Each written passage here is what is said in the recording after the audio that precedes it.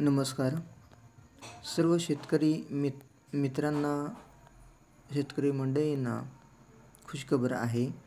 PM किसान सन्मान योजनेचे पैसे हे त्या ठिकाणी याच महिन्यामध्ये 24 फेब्रुवारीला थेट शेतकऱ्यांच्या खात्यामध्ये जमा होणार आहे.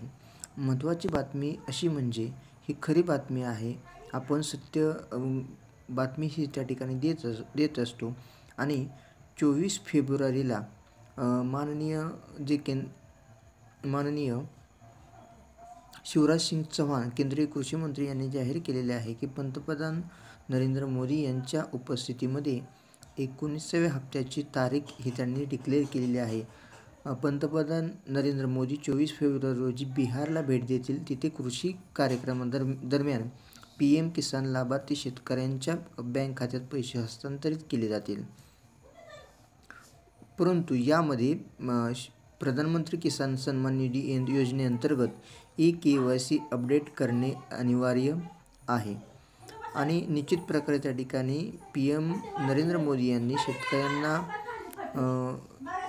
ही त्या ठिकाणी आर्थिक मदत करण्यात आली. 6,000 रुपयांची आर्थिक मदत ही डायरेक्ट बेनिफिट ट्रान्सफरच्या माध्यमातून ही केलेली आहे. या योजनेचा लाभ घेण्यासाठी निश्चितपणे आपण त्या ठिकाणी पात्र होण्यासाठी KYC करणं अनिवार्य आहे.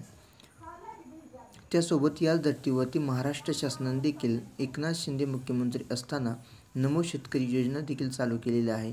परंतु अद्याप नमो शेतकरी योजनेचा पुढचा हप्ता जो आहे त्याची तारीख त्या ठिकाणी ठरलेली नाही. त्याच्यामुळे तो हप्ता देखील निश्चित मिळेल.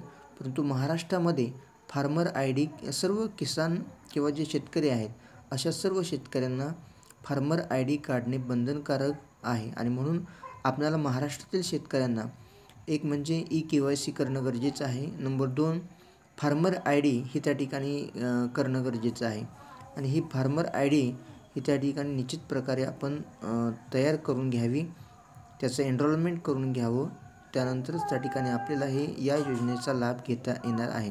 म्हणजे पुन्हा एकदा मी आपल्याला शेवटी सांगू इच्छितो की येत्या 24 फेब्रुवारीला त्या ठिकाणी आपल्या खात्यामध्ये नरेंद्र मोदी यांच्यामार्फत त्या ठिकाणी DBTच्या द्वारे डायरेक्ट बेनिफिट ट्रान्सफर हे त्या ठिकाणी पैसे खात्यामध्ये जमा होणार आहेत.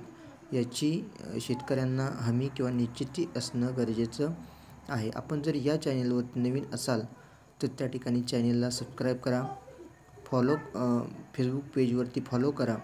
त्यासोबत त्या ठिकाणी लाईक आणि शेअर करायला विसरू नका.